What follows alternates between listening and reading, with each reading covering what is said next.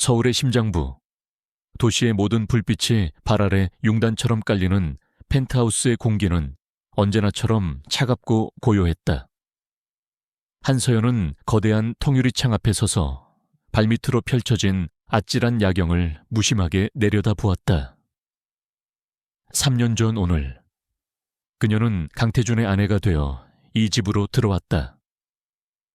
그날 이후로 이 집의 공기는 단 한 번도 따뜻해진 적이 없었다. 모든 것이 최고급이었지만 그 어떤 것에도 사람의 온기는 느껴지지 않았다. 결혼기념일이었지만 그 사실을 기억하는 사람은 이 집에 아무도 없는 듯했다. 강태준은 평소와 다름없이 이른 아침에 나갔고 집안을 관리하는 도우미들은 묵묵히 자신의 일만 할 뿐이었다. 서연 역시 이 날을 특별하게 여기지 않은 지 오래였다. 그녀에게 결혼기념일이란 그저 3년간의 침묵과 공허함이 하루 더 쌓이는 날에 불과했다. 모든 것을 체념한 채 살아가는 삶이었다. 그녀는 천천히 몸을 돌려 갤러리처럼 꾸며진 넓은 거실을 가로질렀다. 벽에 걸린 고가의 그림들도 유명 디자이너의 가구들도 그녀의 마음에 아무런 감흥을 주지 못했다. 모든 것이 완벽하게 제자리에 있었지만 그 완벽함이 오히려 숨을 막히게 했다. 이곳은 집이 아니라 잘 꾸며진 거대한 유리 상자일 뿐이었다.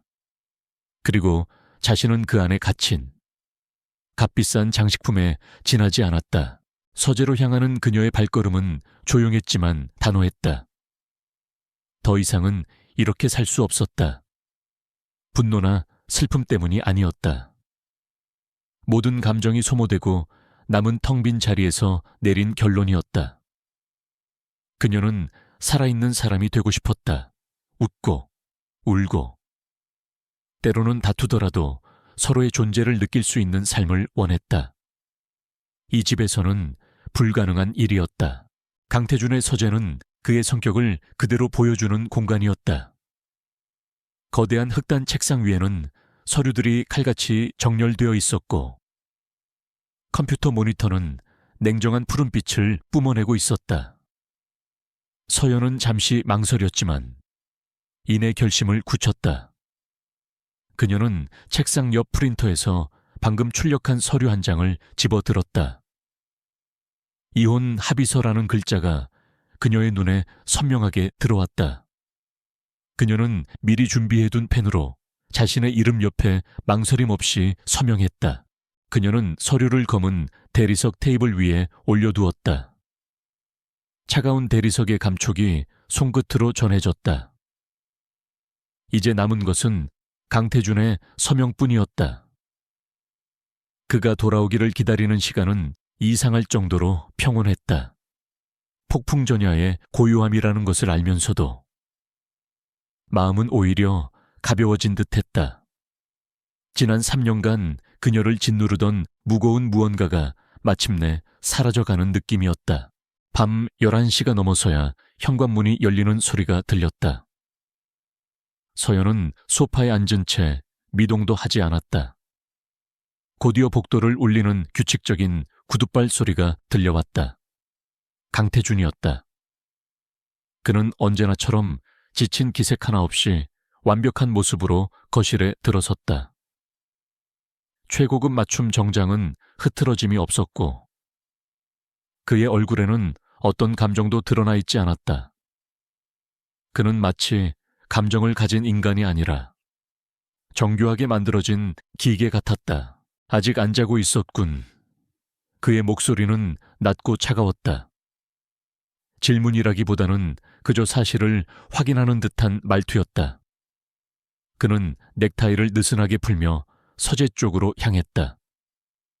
서연은 자리에서 일어나 그의 앞을 막아섰다. 강태준의 걸음이 멈췄다. 그의 무감정한 눈동자가 처음으로 그녀를 똑바로 향했다.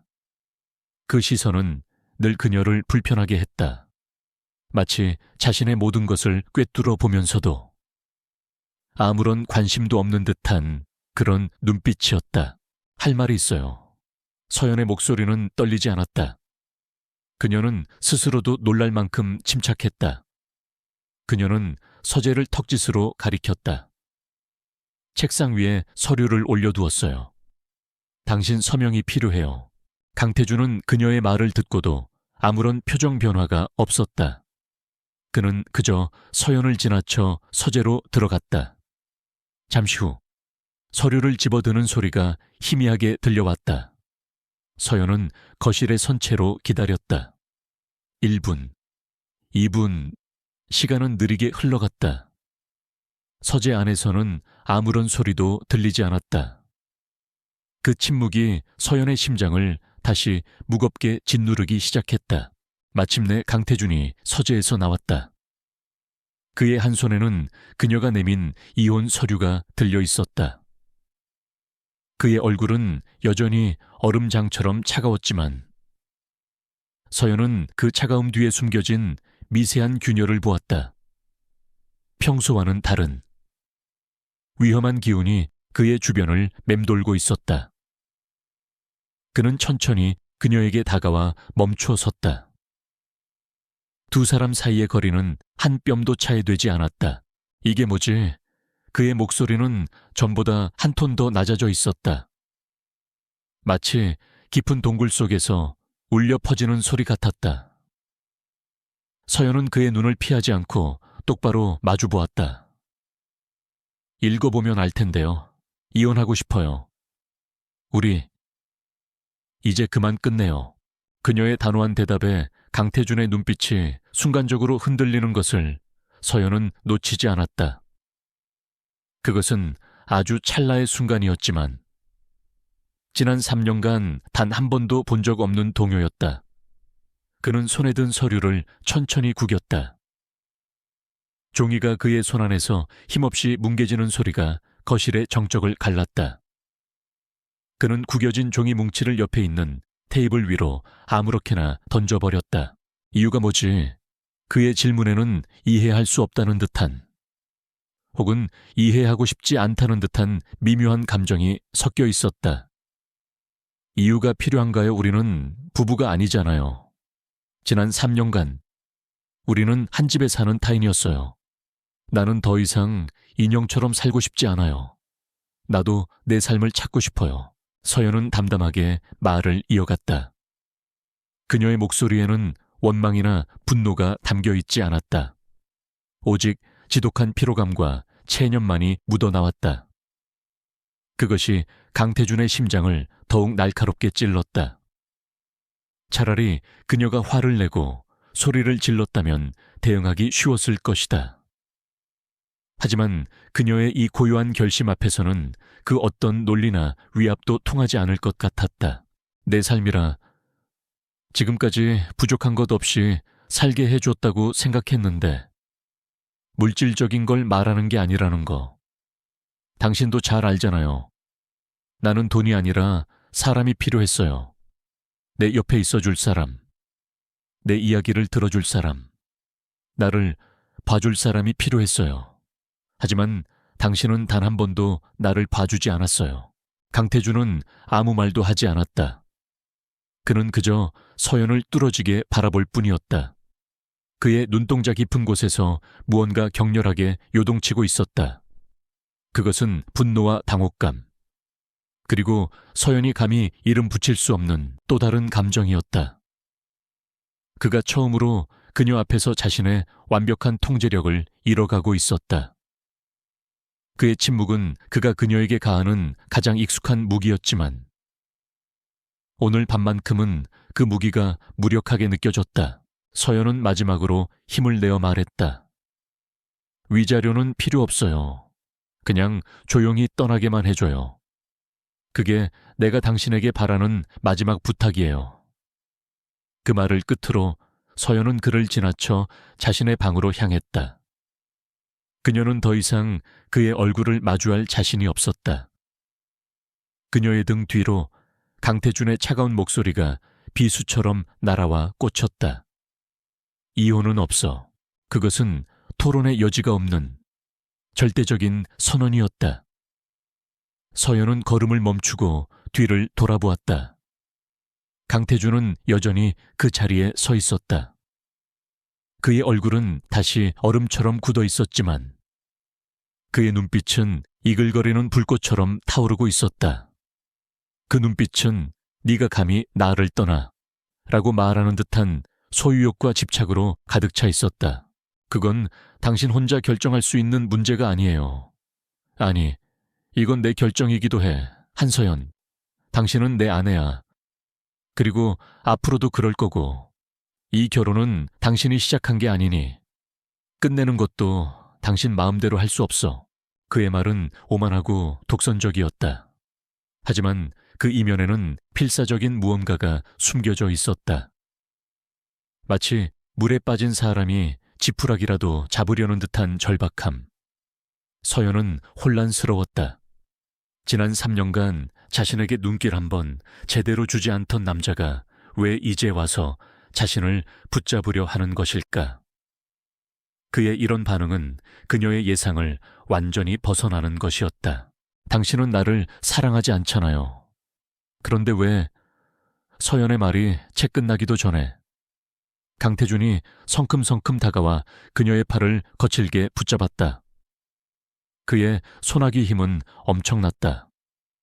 사랑, 그런 게 중요하다고 생각하나 당신은 JX그룹의 안주인이고 내 아내라는 사실이 중요할 뿐이야.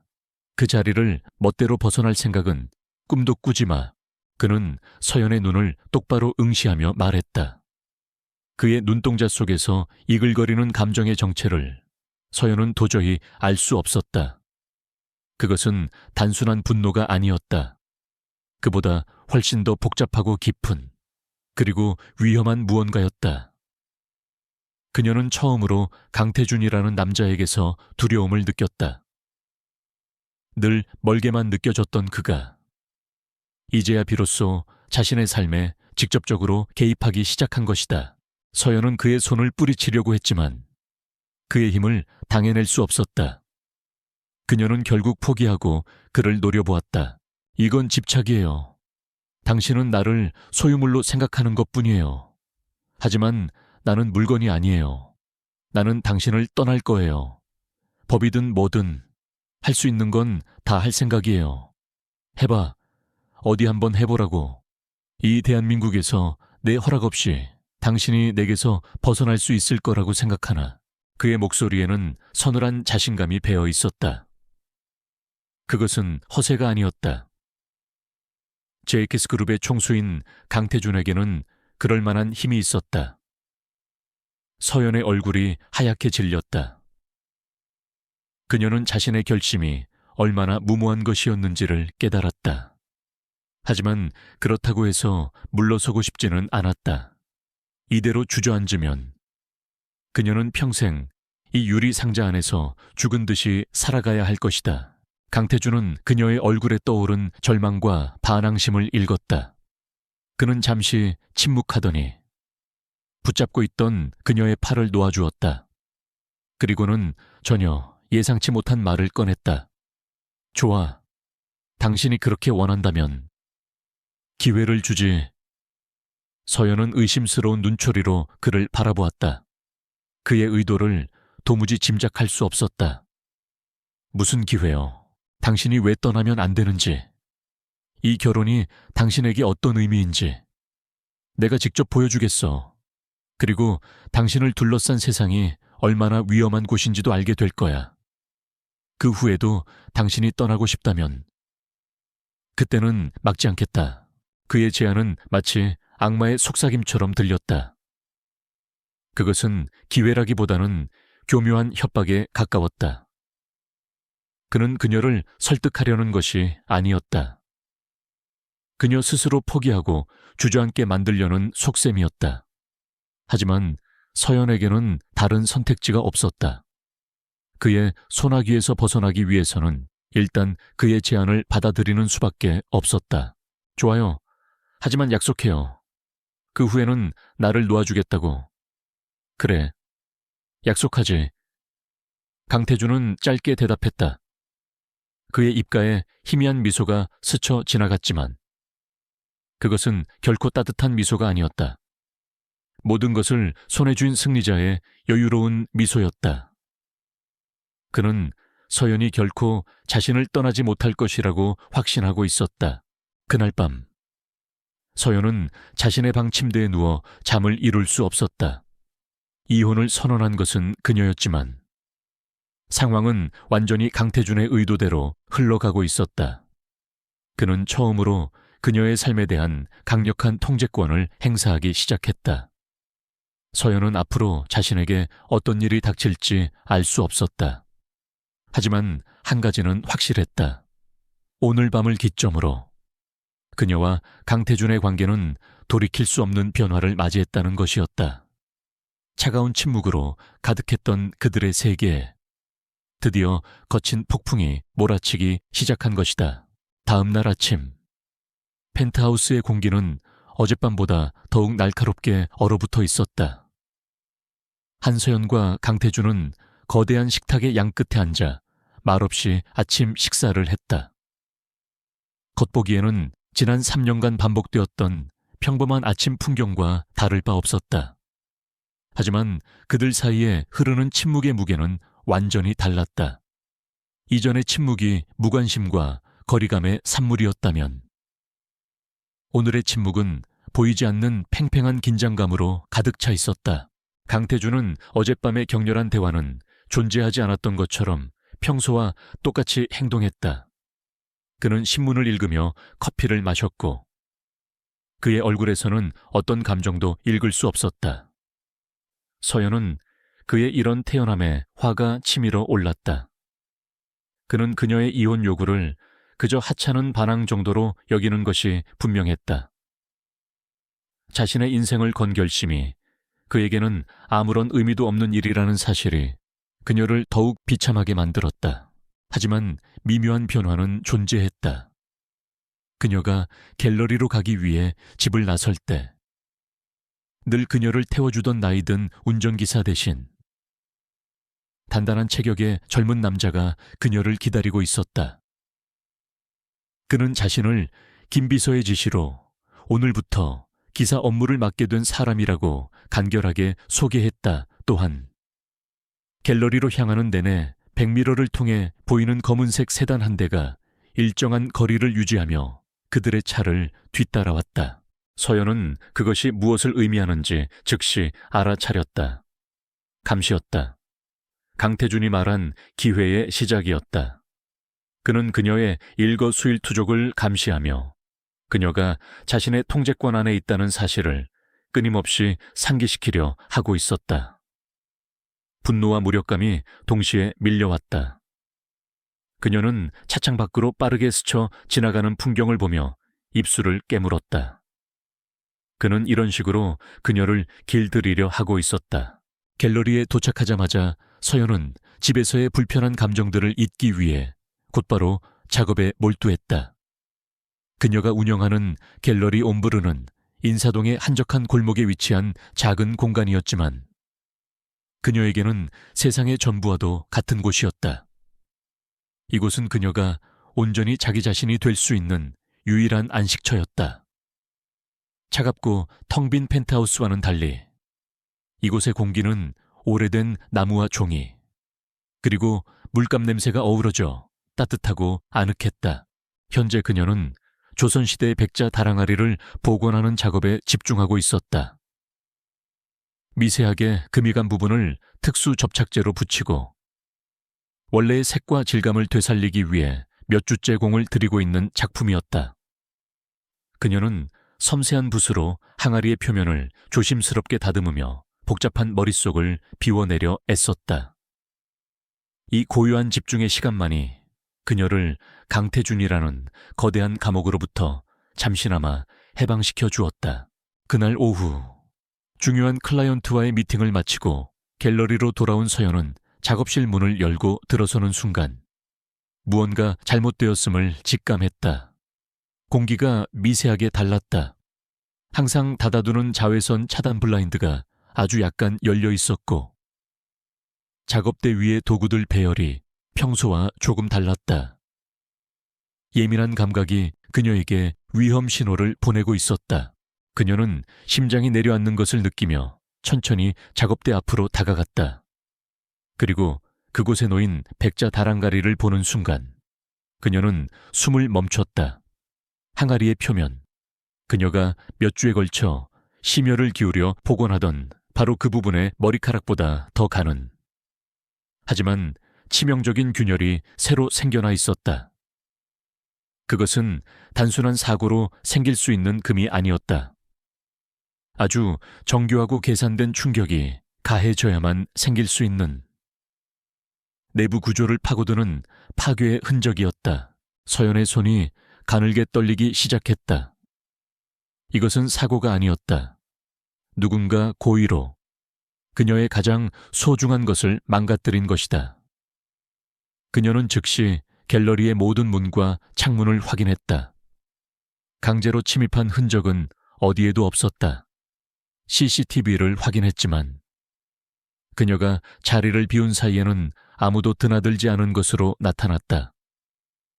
범인은 마치 유령처럼 흔적도 없이 사라졌다. 결국 그녀는 경찰에 신고했지만 결과는 예상대로였다. 외부 침입의 증거가 없다는 이유로. 경찰은 단순한 기물파손 사건으로조차 여기지 않았다. 그들은 아마도 복원 과정에서 생긴 실수이거나 오래된 도자기가 스스로의 무게를 이기지 못해 생긴 현상일 것이라고 추정할 뿐이었다. 서연은 아무런 반박도 할 수 없었다. 증거가 없었다. 그녀의 주장은 그저 예민한 예술가의 망상으로 치부될 뿐이었다. 경찰이 돌아간 후 서연은 망가진 다랑가리 앞에 주저앉았다. 절망감이 그녀를 덮쳤다. 이것은 단순한 작품의 훼손이 아니었다. 그녀의 삶과 전문성에 대한 공격이었다. 이 안식처마저 더 이상 안전하지 않다는 사실이 그녀를 두렵게 했다. 그때 갤러리 문이 열리며 익숙한 구둣발 소리가 들려왔다. 강태준이었다. 그의 옆에는 늘 그림자처럼 따라다니는 김 비서가 서 있었다. 그는 그녀가 부르지 않았음에도 불구하고 이미 모든 상황을 알고 있는 듯한 얼굴이었다. 그의 시선은 서연을 지나쳐 곧바로 망가진 달항아리로 향했다. 그는 전문가처럼 다가가 균열을 세심하게 살폈다. 그의 얼굴에는 놀라는 기색조차 없었다. 오히려 무언가를 확인하는 듯한 냉정한 표정이었다. 경찰은 뭐라고 하던가 그가 나직하게 물었다. 단순 사고로 종결했어요. 침입 흔적이 없으니 어쩔 수 없다고. 서연은 힘없이 대답했다. 강태준은 고개를 끄덕이며 마치 당연한 결과라는 듯이 말했다. 아마추어들의 눈에는 그렇게 보이겠지. 그는 장갑을 낀 손으로 균열 부분을 조심스럽게 만져보았다. 그리고는 김 비서에게 지시했다. 보안팀 불러 여기 주변 CCTV, 골목 입구부터 전부 확보해. 그리고 이 건물, 오늘부터 24시간 감시체제로 전환해. 김 비서는 말없이 고개를 숙이고는 곧바로 전화를 걸기 시작했다. 강태준의 지시는 신속하고 체계적이었다. 그의 이런 모습은 늘 회의실에서나 볼 수 있었던 JX그룹의 총수로서의 모습이었다. 그는 개인적인 감정을 드러내지 않고 오직 상황을 분석하고 해결책을 제시할 뿐이었다. 잠시 후 김 비서와 보안팀 직원들이 밖으로 나가자 갤러리 안에는 서연과 태준, 단둘만이 남게 되었다. 무거운 침묵이 흘렀다. 서연은 더 이상 그 침묵을 견딜 수가 없었다. 이게 당신이 말한 기회라는 건가요? 나를 겁주려고 이런 짓까지 벌인 거예요. 그녀의 목소리에는 불신과 분노가 뒤섞여 있었다. 강태준은 천천히 그녀를 돌아보았다. 그의 눈빛은 깊고 어두워서 그 속을 전혀 읽을 수가 없었다. 내가 이런 유치한 방법을 쓸 거라고 생각하나 그의 반문은 차가웠지만 그 안에는 경멸의 감정이 담겨 있었다. 그럼 이게 대체 뭐예요? 왜 하필 내 갤러리에서? 왜 하필 이 항아리가, 이건 사고가 아니야, 경고지. 강태준은 단호하게 말했다. 그의 목소리는 낮았지만 갤러리 전체를 울리는 힘이 있었다. 경고라니요, 누가? 왜 내게 보내는 경고야. 내가 가장 아끼는 것을 건드리겠다는 신호지. 그의 말에 서연은 순간 숨을 멈췄다. 내가 가장 아끼는 것. 그 말이 마치 망치처럼 그녀의 머리를 때렸다. 설마 그가 말하는 것이 자기 자신을 의미하는 것일까 혼란스러운 생각에 잠겨있는 그녀에게 강태준이 한 걸음 더 다가왔다. 당신이 이혼 서류를 내민 순간부터 적들은 당신을 나의 가장 큰 약점이라고 판단했을 거다. 당신은 더 이상 한서연이라는 개인으로 존재하는 게 아니야. JX그룹 강태준의 아내. 그리고 그를 공격하기 위한 가장 효과적인 표적이 된 거지. 오늘 일은 그 시작에 불과해. 그의 설명은 얼음처럼 차가웠지만 논리적이었고 설득력이 있었다. 서연은 아무런 대꾸도 할 수 없었다. 지난 3년간 그녀는 강태준의 아내라는 사실이 그저 족쇄라고만 생각했다. 하지만 그것이 그녀를 지켜주는 방패이기도 했다는 사실을 그녀는 전혀 깨닫지 못하고 있었다. 그리고 이제 그녀 스스로 그 방패를 버리려 하자 숨어있던 위험들이 이빨을 드러내기 시작한 것이다. 그녀는 망가진 다랑아리를 보았다. 그리고 다시 강태준을 보았다. 그의 얼굴은 여전히 무표정했지만 그녀는 처음으로 그의 차가운 표정 뒤에 숨겨진 깊은 분노와 우려를 읽을 수 있었다. 그는 지금 자신 때문에 화가 난 것이 아니었다. 자신을 공격하기 위해 아내를 건드린 보이지 않는 적에 대한 분노였다. 어젯밤 내가 왜 이혼은 없다고 했는지 이제 알겠나. 당신이 내 곁을 떠나는 순간 당신은 아무런 보호도 받지 못한 채 저들의 한가운데에 던져지게 될 거야. 당신이 원하는 자유가 당신의 목숨을 앗아갈 수도 있다는 말이다. 강태준의 마지막 말은 서연의 가슴에 서늘하게 박혔다. 그녀가 꿈꾸던 평범한 삶은 애초에 불가능한 것이었을지도 모른다. 강태준의 아내가 된 순간부터 그녀의 운명은 이미 그의 세계와 단단히 얽혀버린 것이었다. 그녀는 자신이 얼마나 세상 물정 모르는 순진한 생각을 하고 있었는지 깨달았다. 이혼은 끝이 아니라 더 끔찍한 시작이 될 수도 있었다. 갤러리에서 펜트하우스로 돌아오는 차 안은 무거운 침묵에 잠겨 있었다. 한서연은 창밖을 응시했지만 아무것도 눈에 들어오지 않았다. 그녀의 머릿속은 온통 강태준이 던진 말들로 가득 차 있었다. 경고, 약점, 표적. 그 단어들이 그녀의 안전하고 평온했던 세계를 산산조각 내버렸다. 그녀는 자신이 얼마나 위험한 현실로부터 격리된 차에 살아왔는지를 뼈저리게 깨닫고 있었다. 옆자리에 앉은 강태준은 미동도 없이 정면을 응시하고 있었다. 그의 옆모습은 대리석 조각상처럼 차갑고 단단했다. 하지만 서연은 이제 그 차가움이 단지 무관심의 표현이 아니라는 것을 알았다. 그것은 수많은 위협과 암투 속에서 자신을 지키기 위해 그가 두르고 있는 갑옷이었다. 그리고 지난 3년간 그 갑옷은 자신도 모르는 사이에 그녀까지 함께 지켜주고 있었던 것이다. 집에 도착하자 늘 춥고 텅 비어 보이기만 하던 펜트하우스가 다르게 느껴졌다. 이제 이곳은 감옥이 아니라 외부의 위험으로부터 그녀를 지켜주는 유일한 요새처럼 보였다. 강태준은 재킷을 벗어 소파에 던지며 서연에게 말했다.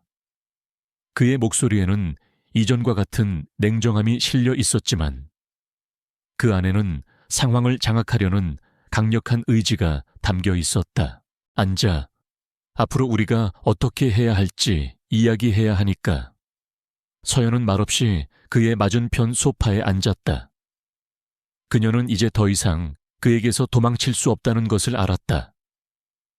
도망치는 것이 곧 죽음의 구렁텅이로 스스로 걸어 들어가는 것과 같다는 사실을 깨달았기 때문이다. 그녀는 그의 계획을 들어야만 했다. 그것이 그녀가 살아남기 위한 유일한 방법이었다. 강태준은 테이블 위에 놓인 태블릿 PC를 켰다. 화면에는 JX그룹의 조직도와 경쟁사들의 복잡한 관계도가 나타났다. 그는 마치 전쟁을 앞둔 사령관처럼 냉철하고 명료하게 상황을 설명하기 시작했다. 그는 아직 최민혁의 이름을 직접 거론하지는 않았지만 JX그룹에 의해 몰락한 후 복수의 칼날을 갈고 있는 한 경쟁자의 존재에 대해 언급했다. 적은 교활하고 끈질겨 정면으로 JX그룹을 공격하는 대신 주변부를 흔들어서 균열을 만들려고 하지. 갤러리 사건은 그 첫 번째 시험이었을 거야. 내가 당신의 일에 얼마나 반응하는지, 그리고 우리 관계가 얼마나 취약한지를 떠보기 위한 수작이지.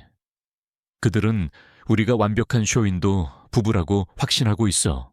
그의 분석은 날카로웠다. 서연은 그의 말을 들으며 등골이 서늘해지는 것을 느꼈다. 자신은 그저 사랑 없는 결혼 생활에 지쳐 있었을 뿐인데 누군가는 그 결혼을 무너뜨리기 위해 치밀한 계획을 세우고 있었던 것이다. 그럼 어떻게 해야 하죠? 서연이 마침내 입을 열었다. 그녀의 목소리는 미세하게 떨리고 있었다. 그들이 원하는 것과 정반대의 모습을 보여줘야 해. 그들이 우리의 관계가 약점이라고 생각한다면 우리는 그 약점을 세상에서 가장 견고한 성벽으로 만들어서 보여주는 거다. 그는 태블릿 PC를 끄고 몸을 서연 쪽으로 기울였다. 그의 눈빛은 그 어느 때보다 진지했다. 우리는 이혼을 무기한 보류한다. 그리고 지금부터 세상에서 가장 서로를 사랑하는 부부를 연기하는 거야. 그의 제안에 서연은 할 말을 잃었다. 사랑하는 부부를 연기하라니. 지난 3년간 눈도 제대로 마주치지 않았던 남자와 어떻게 그런 연기를 할 수 있단 말인가. 그것은 그녀에게 또 다른 형태의 감옥, 더욱 정교하고 숨막히는 감옥에 갇히는 것과 다름없었다. 말도 안 돼요. 우리가 어떻게 그런 연기를 해요? 아무도 믿지 않을 거예요. 믿게 만들어야지. 연극은 이제부터 시작이야. 무대는 우리가 가는 모든 곳이 될 거고, 관객은 우리를 둘러싼 모든 사람들이지. 특히 우리를 지켜보고 있는 적에게는 의심의 여지조차 주지 않아야 해. 이것만이 당신을 안전하게 지킬 수 있는 유일한 방법이다. 그의 말은 논리적으로는 타당했다. 하지만 감정적으로는 도저히 받아들일 수 없었다. 서연은 고개를 저었다. 이건 그냥 또 다른 방식으로 나를 통제하려는 것뿐이잖아요. 당신의 필요에 의해서. 당신의 계획에 맞춰서 나를 움직이게 하려는 거잖아요. 그녀의 반박에 강태준은 잠시 침묵했다. 그는 그녀의 저항을 예상했다는 듯 피식 웃음을 터뜨렸다. 그것은 비웃음이라기보다는 쓴웃음에 가까웠다. 통제라고 생각해도 좋아. 하지만 명심해. 그 통제는 당신을 지키기 위한 거야. 내가 당신에게 세워주는 울타리 아니. 당신이 이 세상에서 유일하게 안전할 수 있는 공간이다. 그 울타리 밖으로 한 걸음이라도 나가는 순간. 오늘 갤러리에서 겪었던 일보다 훨씬 끔찍한 일이 당신을 기다리고 있을 거다. 그의 목소리는 낮고 위협적이었다. 그것은 단순한 경고가 아니었다. 이미 벌어지고 있는 현실에 대한 냉혹한 진단이었다. 서연은 선택의 여지가 없었다.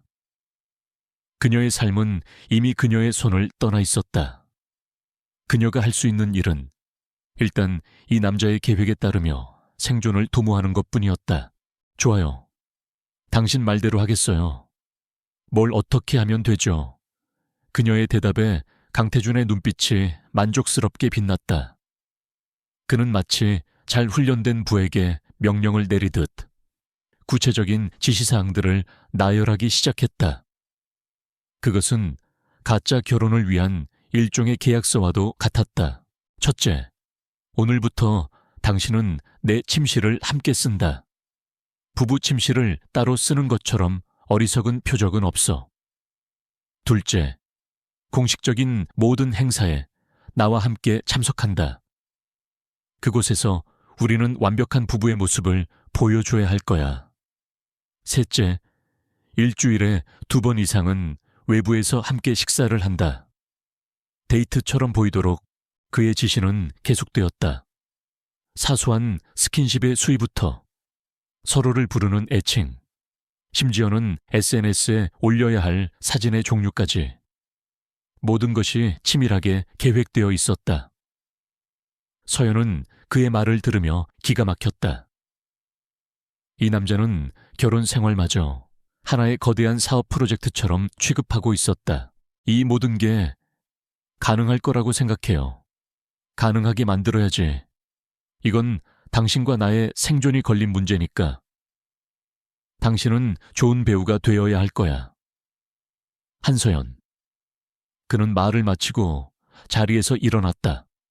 그리고는 집안을 관리하는 도우미에게 인터폰으로 지시했다. 서연 씨 방에 있는 모든 짐을 지금 당장 내 침실로 옮기도록 하세요. 그의 명령은 단호하고 신속했다. 서연은 저항할 기회조차 없었다. 잠시 후 도우미들이 그녀의 방에서 옷가지와 개인적인 물건들을 조심스럽게 옮기기 시작했다. 서연은 멍하니 그 모습을 지켜보았다. 자신의 공간이, 자신의 마지막 보루가 흔적도 없이 사라지고 있었다. 그녀는 천천히 강태준의 침실 문 앞으로 걸어갔다. 문이 활짝 열려 있었다. 그곳은 오직 강태준이라는 남자만을 위해 존재하는 거대하고 차가운 공간이었다. 모든 가구는 검은색과 회색으로 통일되어 있었고 그 어떤 장식이나 개인적인 흔적도 찾아볼 수 없었다. 마치 고급 호텔의 스위트룸처럼 비인격적이고 서늘한 공간이었다.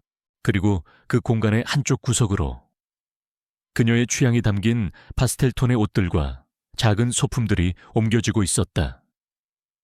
그것은 마치 흑백 그림 속에 억지로 끼워 넣어진 한 조각의 유채화처럼 너무나도 이질적이고 어색했다.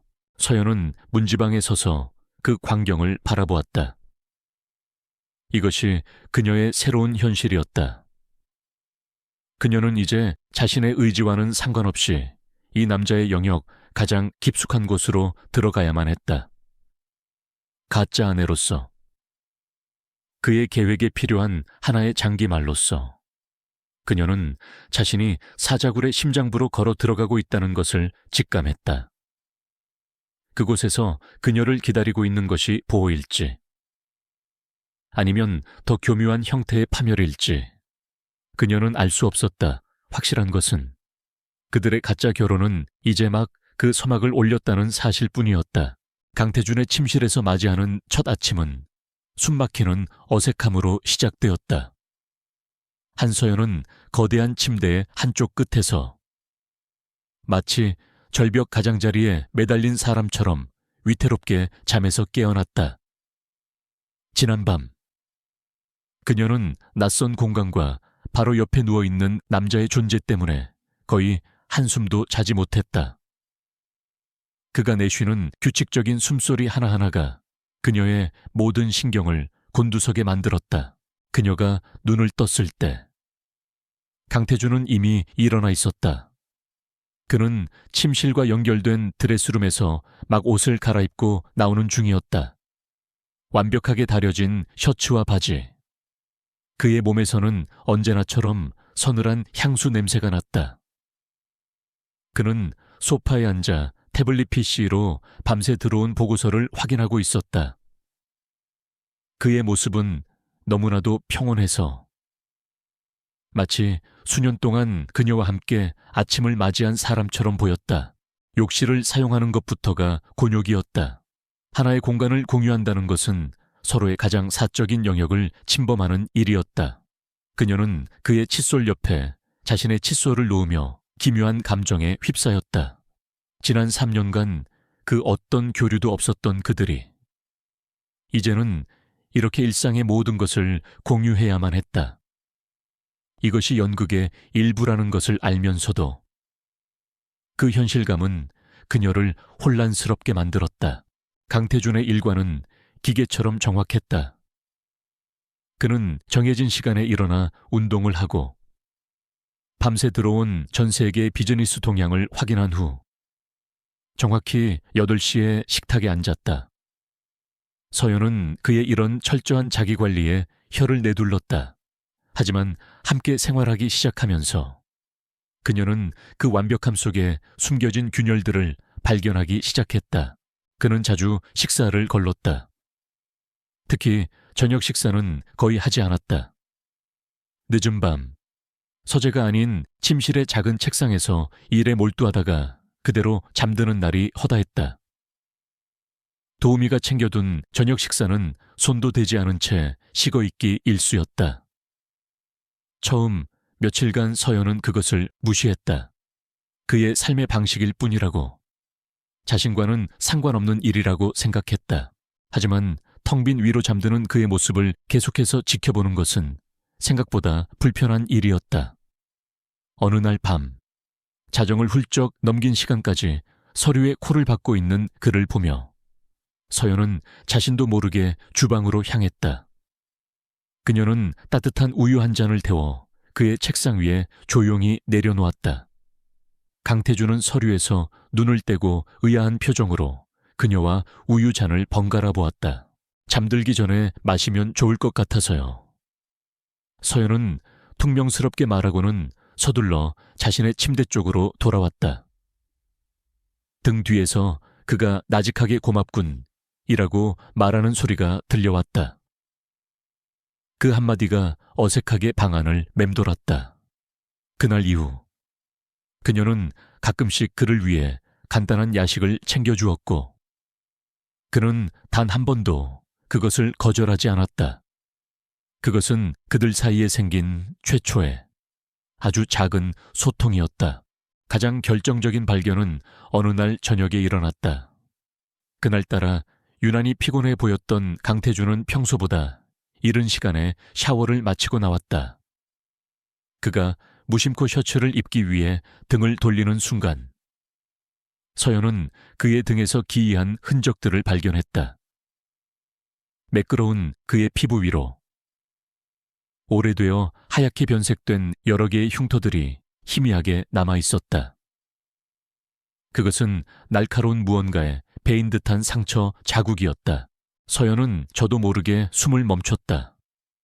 늘 완벽하고 빈틈없어 보이던 그의 몸에 저런 흉터가 있다는 사실이 믿기지 않았다. 저 상처들은 그가 어떤 과거를 살아왔는지를 짐작하게 하는 유일한 단서였다.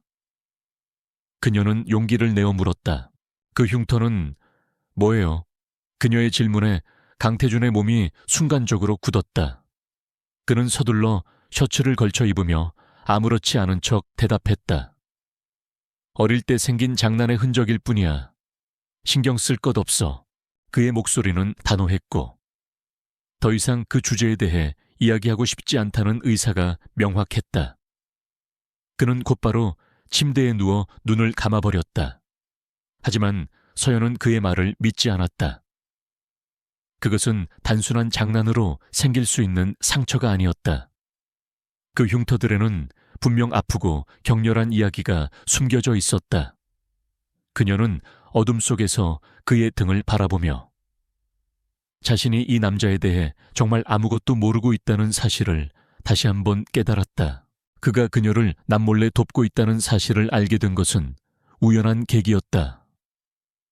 갤러리에서 복원 작업에 필요한 희귀 안료를 유럽에서 수입해야 했는데 현지 공급업체가 갑자기 계약을 파기했다는 연락을 받았다. 다른 공급처를 찾기에는 시간이 너무 촉박했다. 서연은 발을 동동 구르며 어찌할 바를 몰랐다. 그런데 바로 다음 날 아침 해당 업체로부터 사과와 함께 안료를 즉시 항공편으로 발송하겠다는 이메일이 도착했다. 서연은 어리둥절했다. 그녀는 밤새 아무런 조치도 취하지 못했는데 어떻게 문제가 해결된 것일까? 의문은 그날 저녁에 풀렸다. 그녀는 거실에서 강태준이 김비서와 통화하는 것을 우연히 듣게 되었다. 네, 벨기에 지사 통해서 압력 넣으니 바로 해결됐습니다.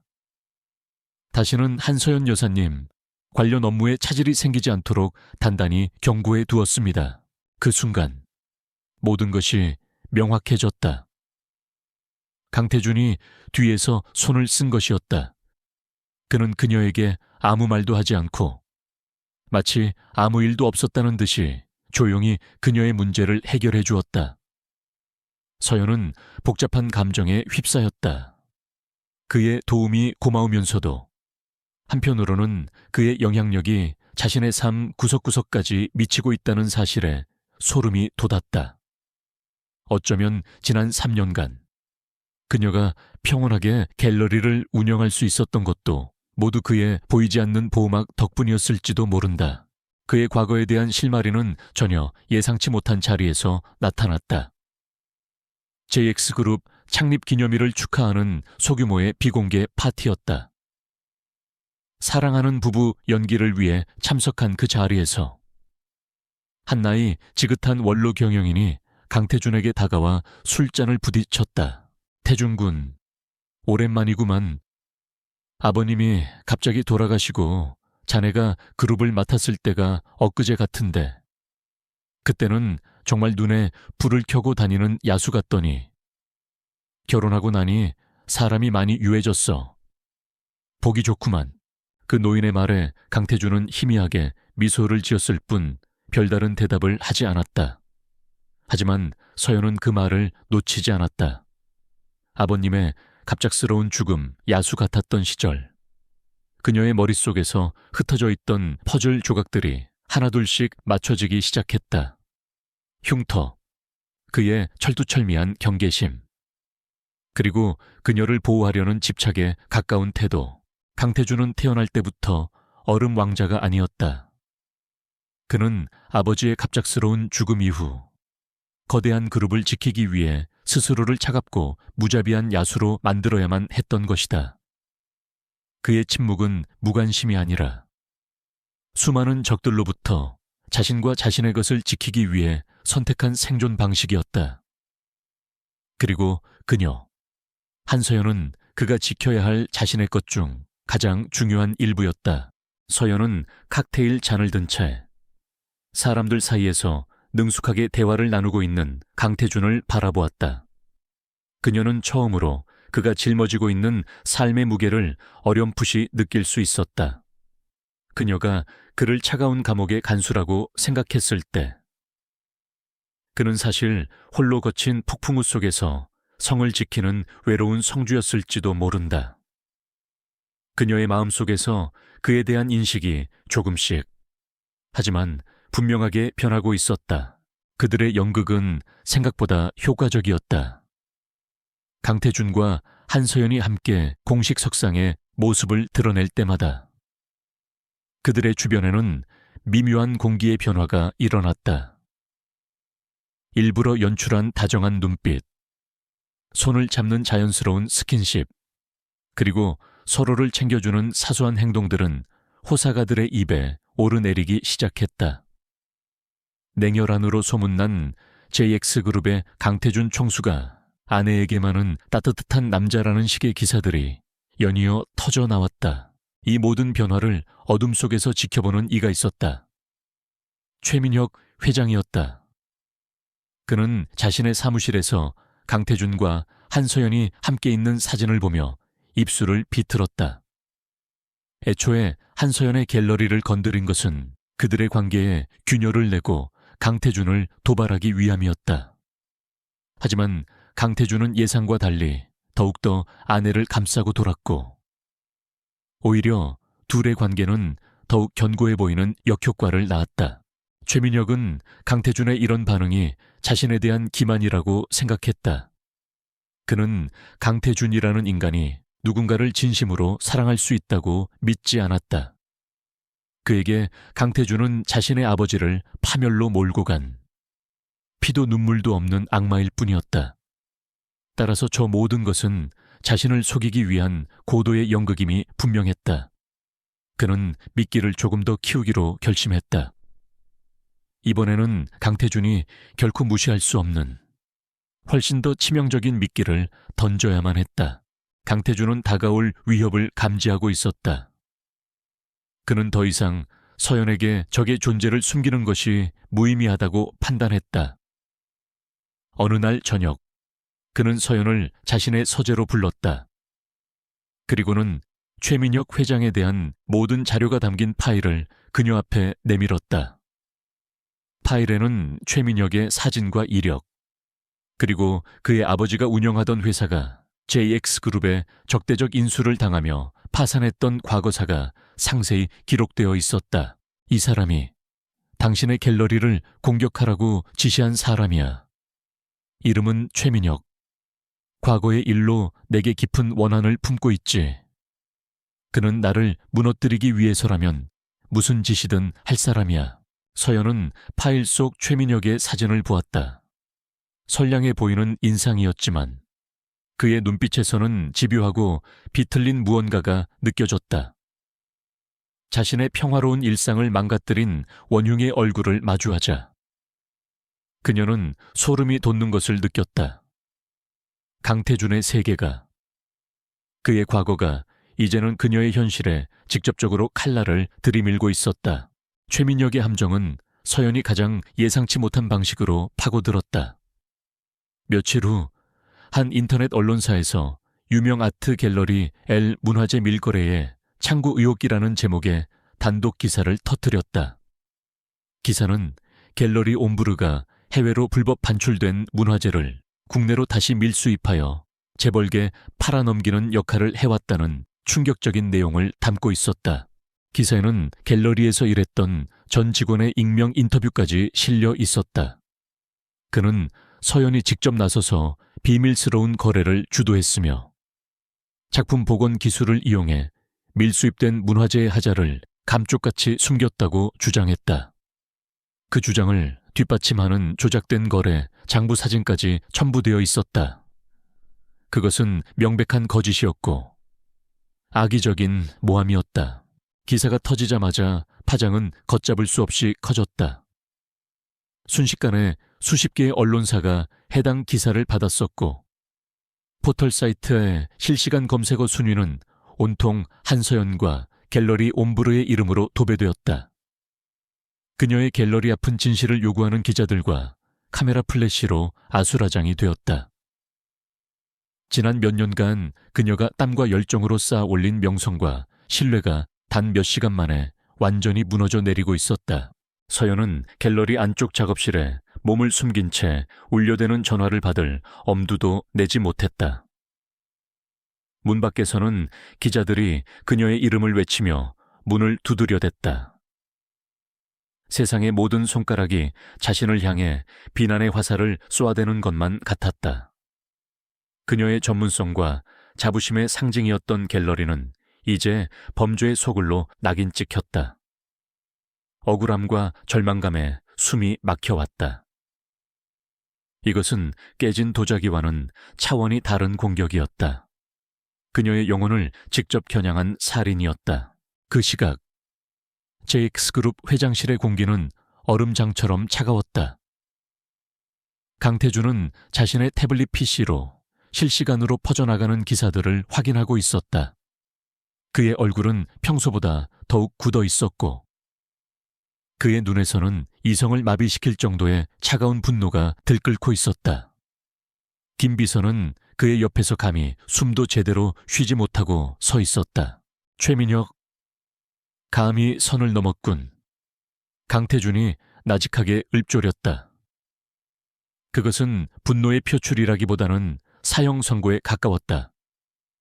그는 즉시 법무팀과 홍보팀의 수장들을 호출했다.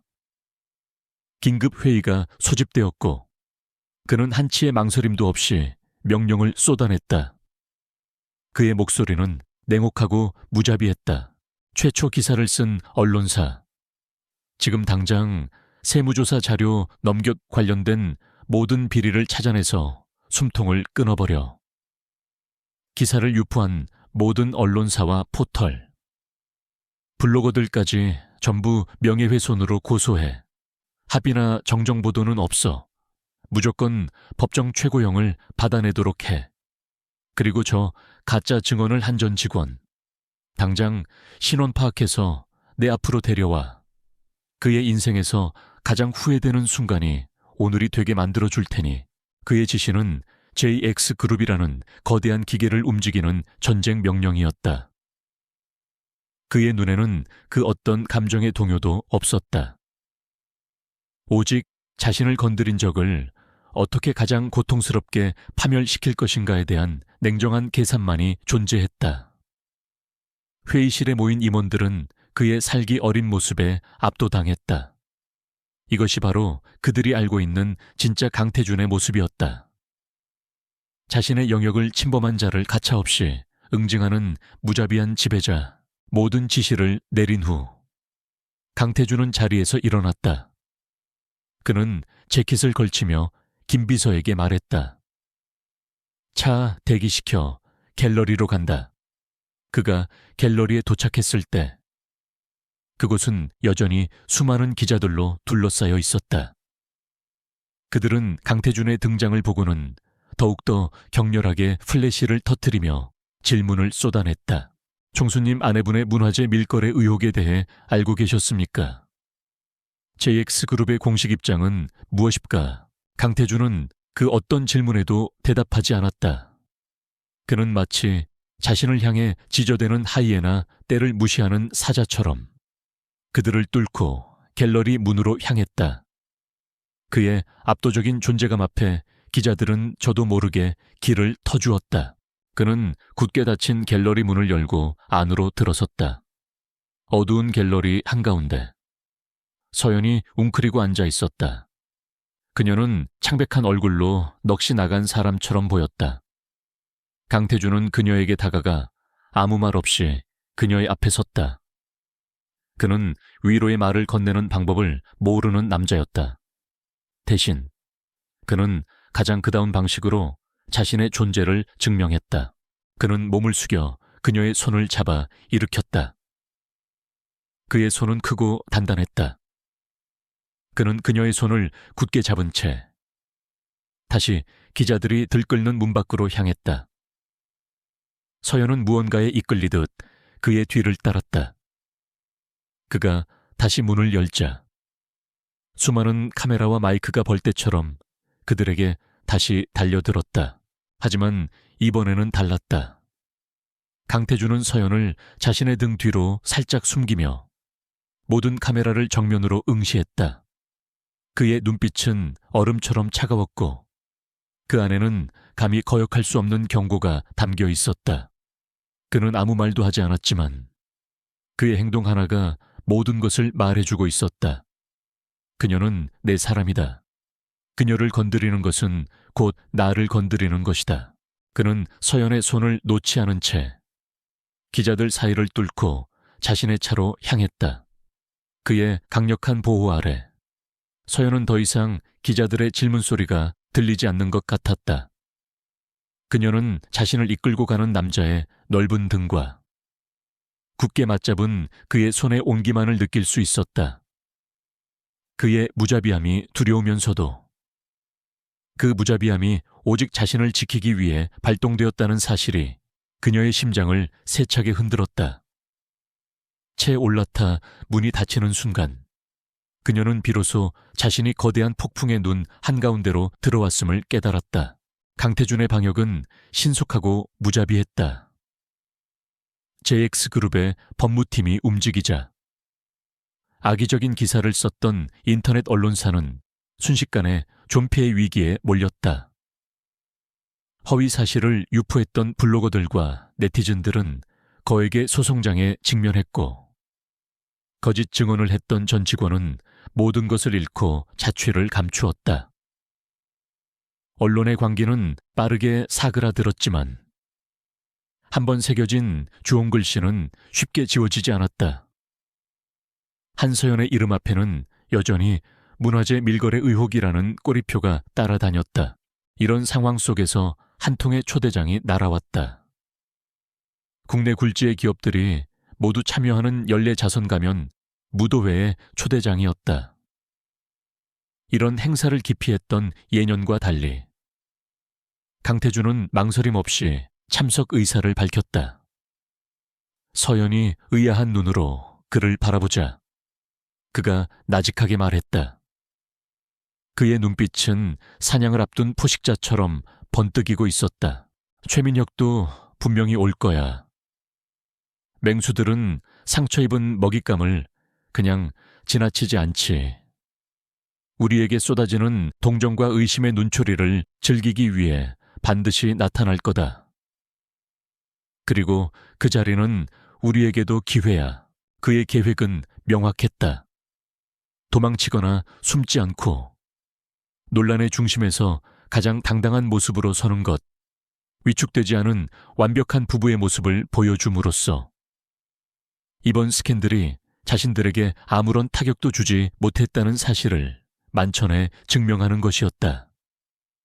그것은 최민혁을 향한 가장 강력한 심리적 압박이 될 터였다. 무도회 당일, 강태준은 서연에게 칠흑같이 검은 드레스 한 벌과 다이아몬드가 세팅된 목걸이를 건넸다. 드레스는 그녀의 몸에 맞춘 듯 완벽하게 맞아떨어졌고 목걸이는 그녀의 하얀 목선 위에서 서늘하게 빛났다. 그가 직접 그녀의 목에 목걸이를 채워주었을 때 그의 차가운 손가락이 그녀의 피부에 닿았다. 서연은 저도 모르게 숨을 멈췄다. 거울 속에 비친 두 사람의 모습은 너무나도 완벽한 한 쌍이었다. 오늘 밤, 당신은 이 무도회에서 가장 아름다운 여자가 될 거야. 누구도 당신을 동정하거나 의심의 눈초리로 보지 못하도록. 그의 목소리는 낮고 부드러웠다. 그것은 연기를 위한 대사가 아니라 그녀에게 힘을 실어주려는 진심처럼 들렸다. 그들은 마치 전쟁에 나서는 동지처럼 서로의 모습을 마지막으로 점검하고 집을 나섰다. 무도회장은 화려함의 극치였다. 거대한 샹들리에 아래 최고급 정장과 드레스를 차려입은 상류층 인사들이 가면을 쓴 채 서로에게 거짓 미소를 건네고 있었다. 그들이 등장하자 장내의 모든 소음이 순간적으로 멎었다. 수백 개의 시선이 일제히 그들에게로 향했다. 그 시선들 속에는 호기심, 질투, 그리고 노골적인 저기가 뒤섞여 있었다. 강태준은 서연의 허리를 단단히 감싸 안으며 그녀를 에스코트했다. 그의 행동에는 한치의 망설임도 없었다. 그는 마치 자신의 왕국에 들어선 왕처럼 당당했고 그의 옆에 선 서연을 세상에서 가장 소중한 보물처럼 대했다. 그의 그런 태도는 사람들의 수군거림을 잠재우기에 충분했다. 사람들은 스캔들의 주인공이 저렇게 흠잡을 데 없이 완벽한 모습으로 나타날 것이라고는 예상하지 못했던 것이다. 예상대로 최민혁이 그들 앞에 나타났다. 그는 얼굴에 온화한 미소를 가장한 가면을 쓰고 있었다. 강 총수님, 한서연 여사님, 이런 모습으로 뵙게 되어 반갑습니다. 요즘 마음고생이 심하셨을 텐데 이렇게 참석해 주시니 정말 대단하십니다. 그의 목소리에는 교묘하게 가시가 박혀 있었다. 위로를 가장한 조롱이었다. 서연의 몸이 순간적으로 굳었지만 강태준이 그녀의 허리를 더욱 힘주어 끌어당기며 대신 대답했다. 걱정해 주셔서 감사합니다. 최 회장님, 하지만 저희 부부는 잡음 따위에 흔들릴 만큼 약하지 않습니다. 오히려 이번 일을 계기로 서로가 얼마나 소중한지 다시 한번 깨닫게 되었죠. 안 그런가, 여보? 그는 마지막 말을 하며 서연을 사랑스럽다는 듯이 내려다보았다. 서연은 그의 의도를 즉시 알아차리고 준비된 대본처럼 완벽하게 미소를 지으며 그의 팔에 몸을 기댔다. 물론이죠. 제 남편보다 저를 더 믿어주는 사람은 세상에 없으니까요. 그들의 완벽한 호흡에 최민혁의 얼굴 근육이 미세하게 떨렸다. 그는 자신의 공격이 아무런 효과가 없었다는 사실에 당황한 기색이 역력했다. 서연은 처음으로 자신이 이 싸움에서 더 이상 무력한 피해자가 아니라는 것을 느꼈다. 그녀는 강태준의 옆에서 그와 함께 싸우는 파트너가 되어 있었다. 그때 무도회장의 왈츠 음악이 부드럽게 울려 퍼졌다. 강태준은 최민혁에게 가볍게 목례를 한 후 서연을 이끌고 댄스플로어의 중앙으로 향했다. 그는 서연의 허리에 한 손을 얹고 다른 손으로는 그녀의 손을 잡았다. 음악에 맞춰 그들의 몸이 움직이기 시작했다. 수많은 사람들이 그들의 춤을 지켜보고 있었다.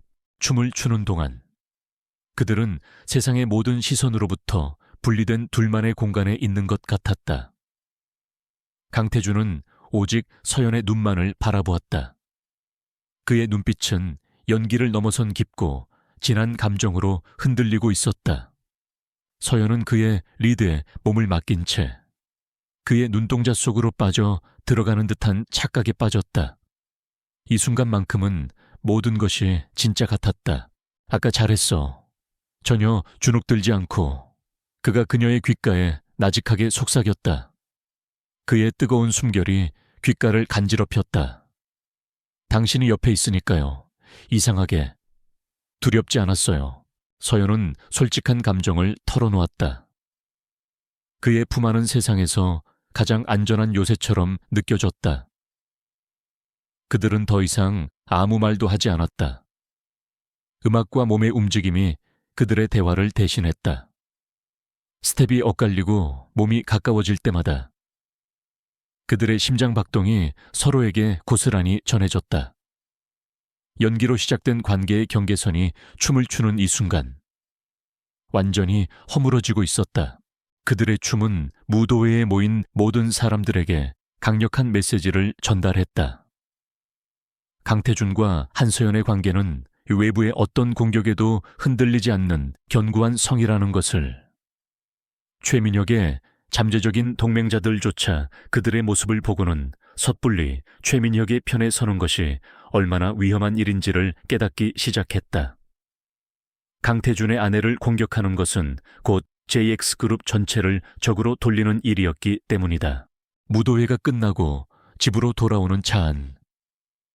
두 사람 사이에는 편안한 침묵이 흘렀다. 치열했던 전투를 함께 치른 후에 고요함이었다. 서연은 차창에 머리를 기댄 채 오늘 밤 있었던 일들을 되새겼다. 그녀는 더 이상 강태준을 두려워하거나 원망하지 않았다. 대신 그의 옆자리가 자신이 있어야 할 곳이라는 이상한 확신이 들기 시작했다. 피곤하군. 강태준이 짧게 말했다. 그의 목소리에는 언제나처럼 감정이 실려 있지 않았지만 서연은 그 안에 담긴 깊은 피로감을 느낄 수 있었다. 그는 오늘 밤 그녀를 위해 혼자서 수많은 보이지 않는 칼날들을 막아냈을 것이다. 그녀는 저도 모르게 손을 뻗어 그의 슈트 소매를 가볍게 잡았다. 고마워요. 오늘. 강태준은 그녀의 행동에 놀란 듯 잠시 그녀를 돌아보았다. 그리고는 아무 말 없이 다시 정면을 응시했다. 하지만 그의 입가에 아주 희미한, 거의 보이지 않는 미소가 스쳐 지나가는 것을 서연은 놓치지 않았다. 그들의 가짜 결혼은 이제 누구도 부정할 수 없는 진짜 동맹이 되어 있었다. 가면 무도회의 밤 이후 펜트하우스의 공기에는 미세한 변화가 생겼다. 팽팽했던 긴장감의 실이 조금은 느슨해졌고 그 자리를 어색하지만 나쁘지 않은 종류의 평온함이 채우기 시작했다. 강태준과 한서연은 여전히 말이 없었지만 더 이상 서로를 투명인간처럼 취급하지 않았다.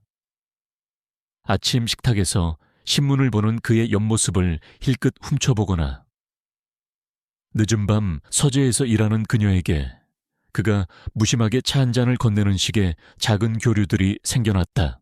그들의 동맹은 이제 단순한 연기를 넘어 서로에 대한 암묵적인 이해와 연대감으로 발전하고 있었다. 서연은 강태준의 세상이 얼마나 살벌한 전쟁터인지를 이해하게 되었고, 강태준은 서연이라는 존재가 자신의 견고한 성벽 안으로 들어온 예상치 못한 변수이자 위안이라는 것을 느끼기 시작했다. 하지만 이 불안한 평화는 폭풍 전의 고요함에 불과했다. 무도회에서 완벽하게 패배한 최민혁은 더욱 깊은 어둠 속에서 복수의 칼날을 갈고 있었다. 그의 방역은 모든 예상을 뛰어넘는 방식으로 시작되었다. 그것은 더 이상 한서연 개인을 향한 공격이 아니었다. JX그룹과 강태준이라는 존재 자체를 뿌리부터 뒤흔들려는 전면전의 선포였다. 어느 날 오후, 인터넷을 통해 JX그룹의 황제, 그의 두 얼굴이라는 제목의 탐사보도 다큐멘터리가 공개되었다. 영상은 순식간에 모든 온라인 커뮤니티와 SNS를 통해 퍼져나갔다. 영상은 과거 최민혁의 아버지가 운영하던 회사가 JX그룹에 인수되는 과정을 집중적으로 조명했다. 하지만 그 과정에서 교묘하게 사실을 왜곡하고 편집했다. 합법적인 인수합병 과정을. 젊은 시절에 강태준이 벌인 악랄하고 비정한 기업 사냥으로 둔갑시켰다. 특히 최민혁의 아버지가 경영난으로 스스로 목숨을 끊은 것을 강태준의 무자비한 압박에 못 이겨 투신 자살한 것처럼 극적으로 연출했다. 거기에 더해 조작된 회계 자료와 내부 고발자의 흐릿한 음성 변조 인터뷰를 통해 JX그룹이 거대한 비자금을 조성하여 정관계 로비에 사용해왔다는 의혹까지 제기했다. 영상은 강태준을 유능한 경영인이 아니라 아버지의 죽음을 딛고 일어선 비정한 아들, 법 위에 군림하는 부도덕한 기업가로 그려냈다. 최민혁은 진실의 조각들을 이용해 대중이 가장 좋아할 만한 거대하고 사악한 괴물의 이미지를 창조해낸 것이었다. 파장은 즉각적이고 파괴적이었다. 대중의 분노는 들불처럼 번져나갔다. JX그룹의 주가는 폭락하기 시작했고 불매운동의 조짐까지 보였다. 더 심각한 것은 내부의 균열이었다. 그룹의 주요 투자자들과 정치적 동맹 관계에 있던 인사들까지 등을 돌리기 시작했다. 강태준은 순식간에 세상으로부터 고립되었다. 그의 강력한 제국에 처음으로 심각한 균열이 생기기 시작한 것이다. 그 시간, 서연은 펜트하우스의 거실에서 홀로 그 영상을 보고 있었다. 화면 속에서 젊은 시절의 강태준이 차가운 얼굴로 걸어 나오고 있었다. 서연은 그 얼굴을 알아보았다. 지금보다 더 날카롭고 세상 전체를 향한 저기로 가득 찬 눈빛. 노경영인이 말했던 야수 같았던 시절의 모습이었다.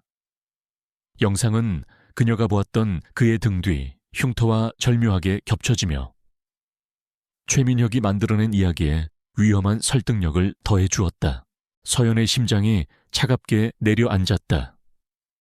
그녀가 조금씩 신뢰하기 시작했던 남자의 과거가 그녀가 상상했던 것보다 훨씬 더 어둡고 추악할지도 모른다는 의심이 독초처럼 피어올랐다.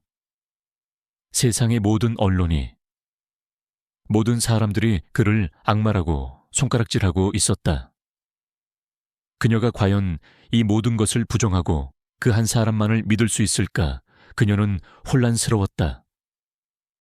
그녀가 알게 된 그의 모습과 세상이 말하는 그의 모습 사이에서 그녀는 길을 잃었다. 그날 밤늦게 강태준이 집으로 돌아왔다. 그는 수십 년은 더 늙어버린 사람처럼 보였다. 그의 어깨는 평소와 달리 무겁게 처져 있었고 그의 얼굴에는 깊은 피로와 고뇌의 흔적이 역력했다. 그는 거실의 대형 스크린에서 여전히 흘러나오고 있는 문제의 영상을 보고 있는 서연을 발견하고 걸음을 멈췄다. 두 사람 사이에는 숨막히는 침묵이 흘렀다. 서연이 먼저 침묵을 깼다. 그녀는 화면에서 눈을 떼지 않은 채 떨리는 목소리로 물었다. 이거 사실이에요. 그녀의 질문은 비난이 아니었다. 진실을 갈구하는 절박한 외침이었다. 그녀는 세상의 판결이 아니라 그의 입을 통해 직접 진실을 듣고 싶었다. 그것은 그들의 관계를 시험대에 올리는 가장 근원적인 질문이었다. 강태준은 지친 눈으로 그녀를 오랫동안 바라보았다. 그는 변명하거나 해명하지 않았다. 대신 그는 그녀의 믿음을 정면으로 시험하기로 결심했다. 그의 목소리는 갈라져 있었다. 당신은 어떻게 생각하는데 내가 그런 인간이라고 믿나? 그는 모든 선택권을 그녀에게 넘겼다. 세상의 모든 증거와 정황이 그를 범인으로 지목하고 있는 이 상황에서 당신은 무엇을 믿을 것인가? 서연은 그의 눈을 깊이 들여다보았다. 그의 눈동자 속에는 피로와 분노, 그리고 아주 희미한 두려움이 담겨 있었다. 세상 모든 것이 등을 돌릴지라도 단 한 사람만은 자신을 믿어주기를 바라는 간절함이었다. 그 순간 서연은 자신의 마음을 결정했다. 그녀는 그동안 자신이 직접 보고 느꼈던 강태준을 믿기로 했다. 식사를 거르는 그를 위해 우유를 데워주던 밤, 그녀의 갤러리 문제를 말없이 해결해주던 그의 뒷모습, 무도회장에서 그녀를 보호하며 춤을 추던 그의 단단한 품, 그것이 그녀가 아는 강태준의 진실이었다. 서연은 자리에서 일어나 망설임 없이 리모컨을 집어들었다. 그녀는 세상의 소음으로 가득 찬 TV 화면을 꺼버렸다. 거실에 다시 정적이 찾아왔다. 그녀는 그를 돌아보며 작지만 단호한 목소리로 대답했다. 아니요, 믿지 않아요. 그녀의 대답에 강태준의 눈동자가 세차게 흔들렸다. 그는 마치 사막에서 오아시스를 발견한 사람처럼, 혹은 칠흑 같은 어둠 속에서 한 줄기 빛을 본 사람처럼 그녀를 바라보았다.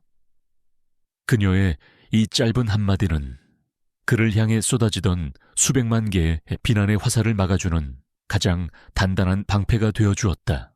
그녀의 절대적인 신뢰 앞에서 그의 무너질 것 같던 세상이 다시 중심을 잡기 시작했다. 그들의 동맹은 이제 감정적인 신뢰라는 가장 강력한 기반 위에 서게 되었다.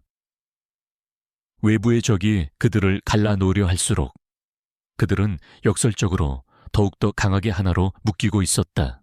한서연의 절대적인 신뢰는 강태준에게 무너진 세상을 다시 일으켜 세울 힘을 주었다. 그날 밤, 처음으로 그는 그녀 앞에서 자신의 과거를 아주 조금 열어보였다. 그는 최민혁의 아버지가 회사를 방만하게 경영하여 이미 파산 직전에 몰렸다는 사실과 JX의 인수는 오히려 수많은 직원들의 생계를 구제한 최선의 선택이었다는 진실을 담담하게 설명했다. 그의 목소리에는 회한이나 변명이 없었다. 오직 냉혹한 현실을 감당해야만 했던 젊은 경영인의 고독함이 묻어나왔다. 그녀의 믿음이라는 강력한 무기를 얻은 강태준은 즉시 방역에 나섰다. JX그룹의 모든 역량이 총동원되었다. 그의 지휘 아래 법무팀은 최민혁이 제시한 모든 증거가 정교하게 조작되었음을 입증해냈고, 홍보팀은 강태준의 과거사를 재조명하며 그를 비정한 약탈자가 아닌 위기의 그룹을 지켜낸 젊은 영웅으로 포장하기 시작했다. 여론은 서서히 JX그룹 쪽으로 기울기 시작했다. 최민혁은 자신이 판을 뒤집을 마지막 기회를 놓치고 있다는 것을 직감했다. 강태준은 예상보다 훨씬 강했고, 한서연이라는 변수는 그의 모든 계획을 망쳐놓았다. 강태준이 고립되기는커녕 아내의 굳건한 지지 아래 더욱더 단단해지고 있었다. 이성을 잃은 최민혁은 마지막 카드를 꺼내 들기로 결심했다. 이성적인 싸움에서 이길 수 없다면 가장 원시적이고 폭력적인 방법으로 강태준의 가장 소중한 것을 빼앗아 버리면 되는 것이었다. 그의 목표는 다시 한서연이 되었다. 하지만 이번에는 경고나 스캔들이 아니었다. 그는 그녀 자체를 원했다. 비극은 서연이 가장 안심하고 있던 순간에 찾아왔다. 그녀는 평소처럼 갤러리로 향하던 중이었다. 강태준이 붙여준 경호원들이 탄 차가 바로 뒤에서 그녀를 따르고 있었다. 그런데 교차로 한복판에서 대형 트럭 한 대가 고의적으로 경호 차량의 앞을 가로막았다. 그와 동시에 다른 두 대의 검은색 차량이 서연의 차를 양옆에서 포위했다. 모든 것은 순식간에 일어났다. 건장한 남자들이 채서 내려 그녀의 차 문을 강제로 열어젖혔다. 그녀의 운전기사는 저항할 새도 없이 제압당했다. 서연은 비명을 지를 틈도 없이 거친 손에 이끌려 다른 차에 던져지듯 태워졌다. 그녀의 눈이 검은 천으로 가려지기 직전 그녀는 자신을 내려다보는 한 남자의 차가운 눈빛을 보았다. 최민혁이었다. 강태준은 그 소식을 자신의 집무실에서 보고받았다. 김 비서의 떨리는 목소리가 채 끝나기도 전에 강태준의 손에 들려있던 태블릿 PC가 바닥으로 떨어져 산산조각이 났다. 그의 얼굴에서 모든 핏기가 사라졌다. 그 자리를 대신 채운 것은 이 세상의 것이라고는 믿기 힘든 지옥의 불길 같은 분노였다. 그의 몸 주변의 공기가 얼어붙는 것 같았다. 혁. 그는 이빨 사이로 원수의 이름을 씹어 뱉었다. 그의 얼음 같던 통제력은 완전히 부서져 내렸다. 그는 더 이상 JX그룹의 냉철한 총수가 아니었다. 자신의 암컷을 빼앗긴 눈먼 야수일 뿐이었다. 그는 책상 위에 모든 것을 바닥으로 쓸어버렸다. 서류와 컴퓨터 모니터가 굉음을 내며 부서졌다. 그 폭발적인 분노가 지나간 후 섬뜩한 침묵이 찾아왔다. 그는 숨막히는 침착함으로 보안실장에게 전화를 걸었다. 내가 가진 모든 자원을 동원해 인공위성, 해킹팀, 길거리의 정보원들까지 전부 10분 안에 최민혁의 위치를 찾아내. 못 찾으면 너희 모두 내 손에 죽을 줄 알아. 그의 목소리는 칼날처럼 차갑고 날카로웠다. 그것은 명령이자 저주였다. JX그룹이라는 거대한 전쟁 기계가 오직 한 여자를 찾기 위해 움직이기 시작했다. 얼마 지나지 않아 최민혁에게서 전화가 걸려왔다. 그는 승리감에 도취된 목소리로 말했다. 강태준, 내 여자는 내 손에 있다. JX그룹의 경영권을 포기하고 나에게 넘겨. 그러면 내 여자를 살려서 돌려보내주지. 강태준은 그의 말을 끝까지 들었다. 그리고는 얼음보다 차가운 목소리로 대답했다. 좋아. 어디로 가면 되지? 혼자 가겠다. 그의 대답에 최민혁은 잠시 당황했지만 곧 승자의 여유를 되찾고 폐공장이 있는 항구의 위치를 알려주었다. 강태준은 전화를 끊자마자 자리에서 일어섰다. 그의 눈은 복수심과 그녀를 구해야 한다는 절박함으로 붉게 충혈되어 있었다. 그는 협상하러 가는 것이 아니었다. 전쟁을 끝내러 가는 것이었다. 그가 약속 장소인 낡은 창고에 도착했을 때 안에서는 최민혁과 그의 부하들이 서연을 인질로 잡고 기다리고 있었다. 서연은 의자에 묶인 채 입에 재갈이 물려 있었지만 두려움에 찬 눈으로 그를 바라보며 필사적으로 고개를 저었다. 오지 말라는 신호였다. 하지만 강태준은 오직 그녀만을 바라보며 천천히 안으로 걸어 들어갔다. 약속대로 혼자 왔다. 그녀를 풀어줘. 하하하, 강태준. 네가 이렇게까지 나올 줄은 몰랐군. 고작 여자 하나 때문에 네가 이룬 모든 것을 포기하겠다고 정말 감동적이군. 최민혁은 비웃으며 서연의 뺨을 거칠게 쓰다듬었다. 그 순간 강태준의 눈빛이 변했다. 그의 이성이 마지막 한 조각까지 끊어졌다. 그는 더 이상 아무것도 계산하지 않았다. 그 손, 당장 치워. 강태준은 짐승처럼 낮은 목소리로 으르렁거리며 최민혁에게 달려들었다. 최민혁의 부하들이 그를 막아섰지만 그는 미친 사람처럼 그들을 뿌리치고 때려 눕혔다. 과거 그의 등에 흉터를 남겼던 거친 싸움 실력이 유감없이 발휘되었다. 그는 더 이상 고고한 기업 총수가 아니었다. 그는 오직 자신의 여자를 되찾기 위해 싸우는 수컷이었다. 아수라장이 된 창고 안, 강태준은 여러 명을 상대로 싸우며 조금씩 지쳐가고 있었다. 그의 입가에서는 피가 흘렀고 온몸은 상처투성이었다. 그때 최민혁이 뒤에서 몰래 쇠 파이프를 들고 강태준의 머리를 내리치려 했다. 그것을 본 서연이 필사적으로 몸부림치며 비명을 질렀다. 그녀의 비명 소리에 강태준은 본능적으로 뒤를 돌아보았다. 그는 날아오는 소의 파이프를 피하는 대신 몸을 날려 서연의 앞을 막아섰다. 둔탁한 소리와 함께 소의 파이프가 그의 등을 강타했다. 그는 신음소리를 내며 무릎을 꿇었지만 쓰러지지 않았다. 그는 두 팔을 벌려 서연을 자신의 품으로 감싸 안았다. 마치 온 세상의 위험으로부터 그녀를 지켜내려는 듯이 서연아, 괜찮아, 괜찮아. 그는 피를 흘리면서도 오직 그녀의 이름을 부르며 그녀를 안심시키려 했다. 그의 행동은 그 어떤 말보다도 강력한 사랑 고백이었다. 그는 자신의 목숨을 걸고 그녀를 지키고 있었다. 그의 품에 안긴 서연의 눈에서 뜨거운 눈물이 쏟아져 내렸다. 바로 그 순간 창고의 문이 부서지며 강태준의 경호팀이 쏟아져 들어왔다.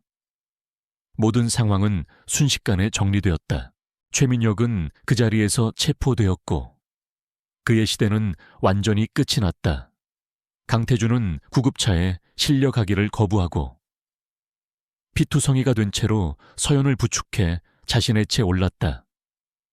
그는 운전석에 앉지 않고 뒷좌석에서 계속해서 그녀를 자신의 품에 안고 있었다. 그의 얼음 같던 가면은 완전히 녹아내려 있었다.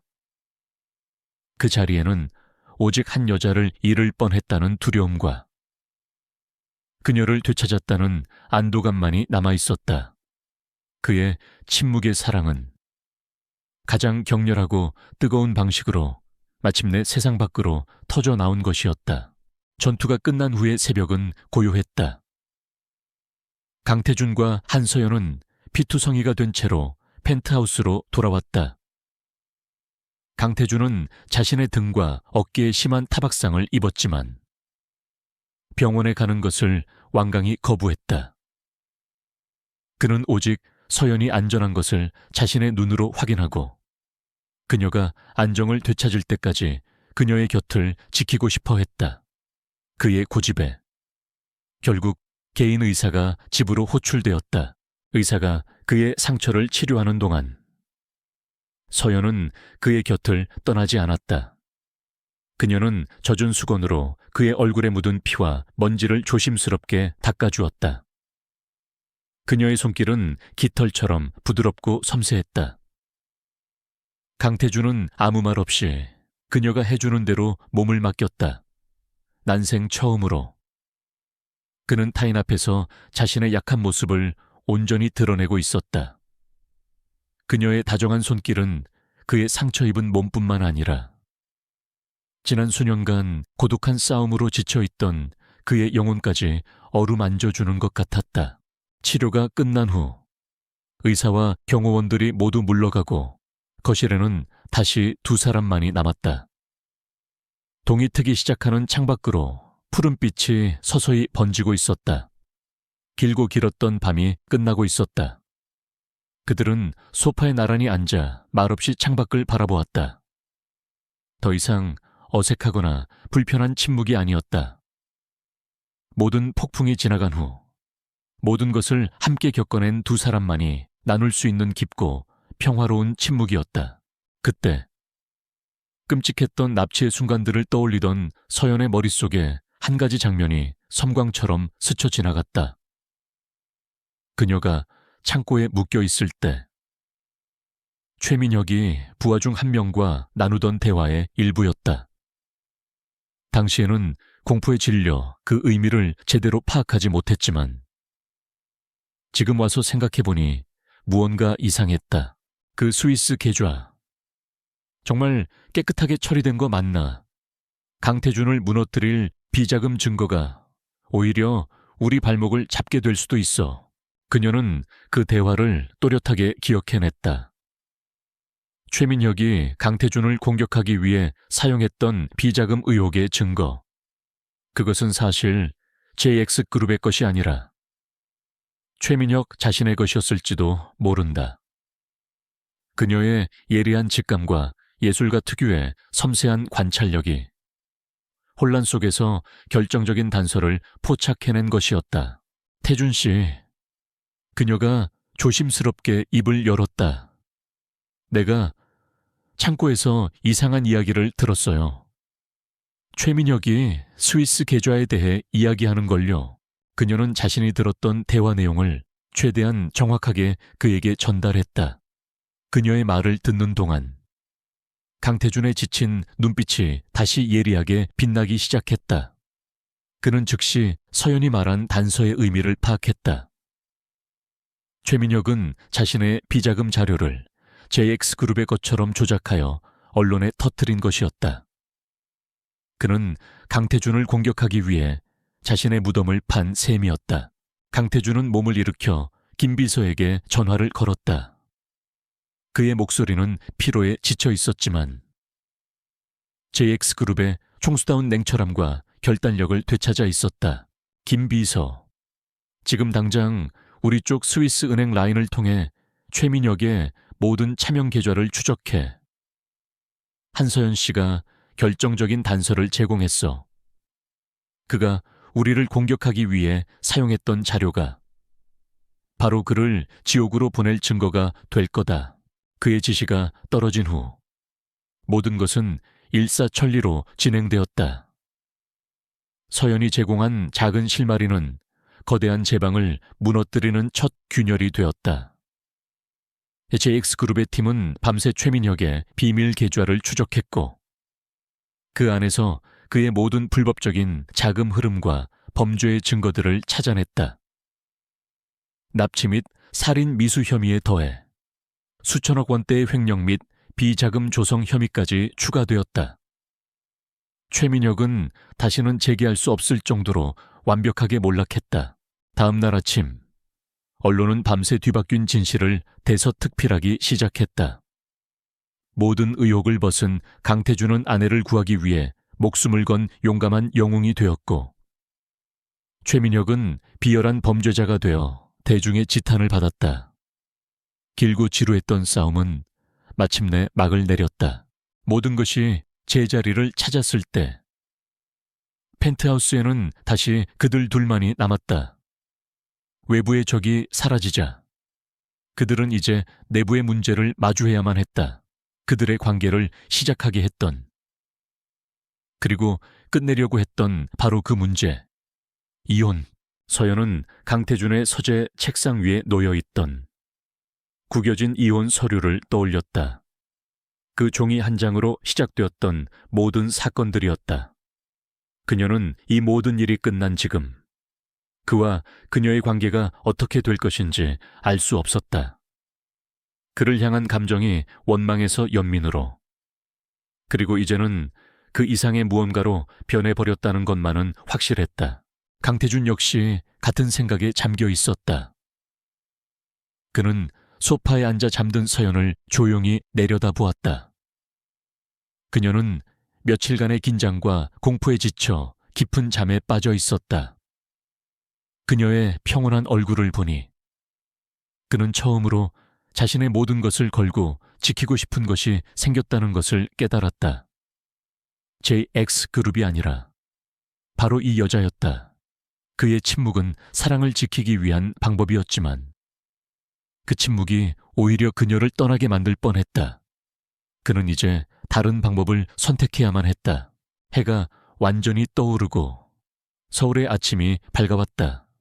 서연이 잠에서 깨어났을 때 강태준은 그녀의 옆에서 밤새 그녀를 지켜보고 있었다. 그들의 시선이 허공에서 마주쳤다. 더 이상 피하거나 외면하지 않는, 서로의 존재를 온전히 인정하는 눈빛이었다. 기나긴 전투는 끝났지만 그들의 진짜 이야기는 이제부터 시작이었다.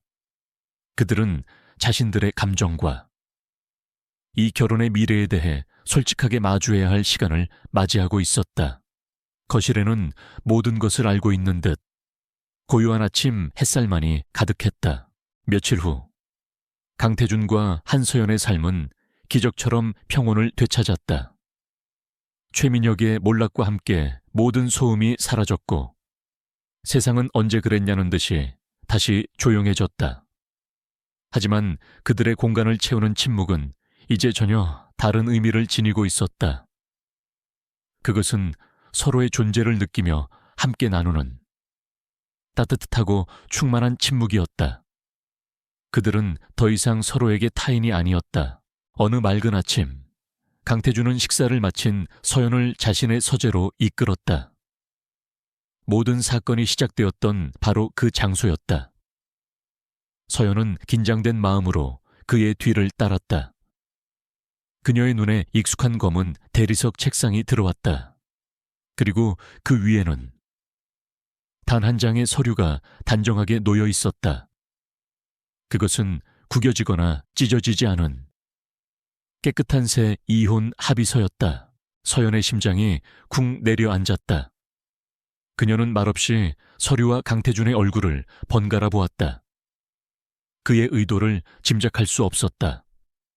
그는 의자에 앉지 않고 책상을 사이에 둔 채 그녀의 맞은편에 섰다. 그의 눈빛은 깊고 진지했다. 그 안에는 더 이상 어떤 가면도, 어떤 계산도 없었다. 오직 한 남자로서의 진심만이 담겨 있었다. 당신이 처음 원했던 것이었지. 나는 그때 당신에게 선택할 기회를 주지 않았어.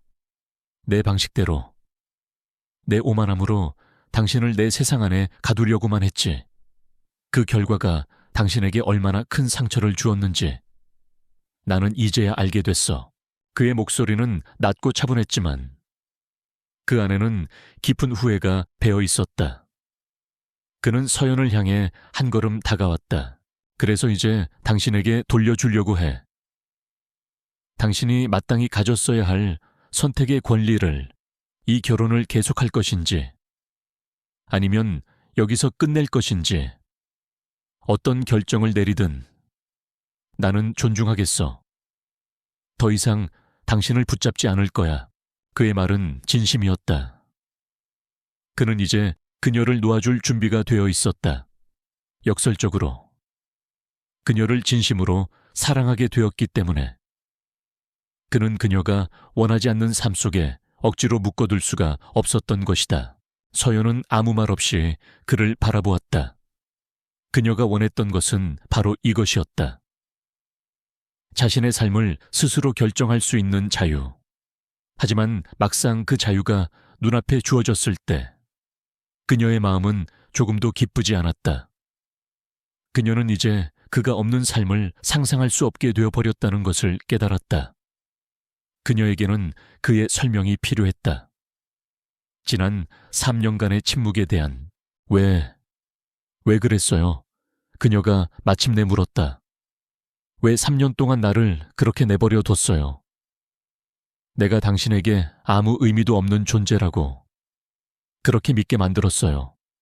그녀의 질문에 강태준은 고통스러운 표정을 지었다. 그는 천천히 입을 열어 자신의 가장 깊은 곳에 숨겨두었던 진심을 꺼내놓기 시작했다. 처음부터 아니었어. 당신이 내 아내가 되어 이 집에 처음 들어온 날부터 나는 당신에게서 눈을 뗄 수가 없었어. 당신의 조용한 미소, 그림을 복원할 때의 진지한 표정. 당신의 모든 것이 내 차가운 세상 속으로 들어와 모든 것을 흔들어 놓았지. 그의 고백은 충격적이었다. 서연은 자신의 귀를 의심했다. 하지만 내 세상은 너무 위험했어. 최민혁 같은 적들이 언제나 내 주변을 맴돌고 있었지. 나는 당신을 사랑하게 될수록 당신을 그 위험 속에 끌어들이는 것이 두려워졌어. 내가 당신에게 감정을 보이고 당신이 나의 약점이 되는 순간 적들은 틀림없이 당신을 노릴 거라고 생각했다. 그래서 침묵을 선택했어. 당신을 멀리 떨어뜨려 놓는 것. 무관심한 척하는 것이 당신을 지키는 유일한 방법이라고 믿었던 거야. 내가 얼마나 어리석고 오만한 생각에 빠져 있었는지. 그는 자조적인 미소를 지었다. 그의 침묵의 사랑은 결국 그녀와 자신 모두에게 상처만을 남겼다. 그는 그녀의 손을 잡고 싶었지만 차마 그럴 용기를 내지 못하고 주먹을 꽉 쥐었다. 그의 고백을 듣는 동안 서연의 눈에서는 눈물이 흘러내렸다. 그것은 슬픔의 눈물이 아니었다. 지난 3년간의 외로움과 오해가 모두 씻겨 내려가는 안도와 이해의 눈물이었다. 그녀 역시 자신의 마음을 고백해야만 했다. 나는 당신이 밉고 원망스러웠어요. 하지만 한편으로는 당신을 더 알고 싶었어요. 당신의 그 차가운 표정 뒤에 숨겨진 진짜 모습을 보고 싶었어요. 그리고 지난 몇 주 동안 나는 당신의 진짜 모습을 봤어요. 상처 입고 고독하고 하지만 필사적으로 나를 지키려고 싸우는 당신의 모습을요. 나는 그런 당신을 사랑하게 됐어요. 그녀의 고백에 강태준의 눈동자가 세차게 흔들렸다. 그는 마치 꿈을 꾸는 사람처럼 멍한 표정으로 그녀를 바라보았다. 그가 평생 듣고 싶었던, 하지만 감히 기대조차 할 수 없었던 말이었다. 두 사람 사이에는 잠시 침묵이 흘렀다. 책상 위에 놓인 이혼 서류가 그들의 과거를 상징하듯 희미하게 빛나고 있었다. 서연은 눈물을 닦고 책상으로 다가갔다. 그녀는 강태준이 내민 펜이 아니라 이혼 서류를 집어들었다. 그리고는 그의 눈을 똑바로 바라보며 망설임 없이 그것을 반으로 찢었다. 그리고 또다시 잘게 찢어버렸다. 하얀 종이 조각들이 그들의 발밑으로 힘없이 흩날렸다. 그녀의 행동에 강태준의 얼굴에 마침내 진짜 미소가 떠올랐다. 그녀가 처음 보는 얼음이 녹아내리는 것처럼 따뜻하고 부드러운 미소였다. 그는 책상을 돌아 그녀에게 다가가 떨리는 손으로 그녀의 얼굴을 감쌌다. 서연아, 이제 우리 새로운 계약을 해요. 서연이 그의 손 위로 자신의 손을 포개며 말했다. 서류 위에 서명하는 계약이 아니라 마음으로 하는 계약이요. 이제 더 이상 침묵하지 않겠다고. 서로에게 솔직해지겠다고. 기쁠 때나 슬플 때나 함께 이야기하고 함께 나누겠다고. 그렇게 약속해 줄 수 있어요. 약속하지. 평생. 강태준은 그녀의 이마에 부드럽게 입을 맞추었다. 그리고 마침내 그의 입술이 그녀의 입술에 닿았다. 그것은 3년의 시간을 뛰어넘는 그들의 첫 번째 진짜 입맞춤이었다. 그 입맞춤 속에서 그들의 모든 상처와 오해는 눈 녹듯이 사라졌다. 몇 달 후 갤러리 옴브르는 새로운 모습으로 다시 문을 열었다. 재개관 파티에는 수많은 사람들이 찾아와 그녀를 축하해 주었다. 서연은 사람들 사이에서 환하게 웃고 있었다. 그리고 그녀의 곁에는 언제나처럼 강태준이 그녀의 손을 꼭 잡은 채 서 있었다. 그의 얼굴에는 더 이상 얼음 왕자의 냉정함 대신 오직 한 여자를 향한 따뜻하고 부드러운 사랑만이 가득했다. 서울의 야경이 내려다 보이는 그들의 펜트하우스는 더 이상 차가운 유리 상자가 아니었다. 그곳은 웃음소리와 온기로 가득 찬 그들만의 따뜻한 보금자리가 되어 있었다.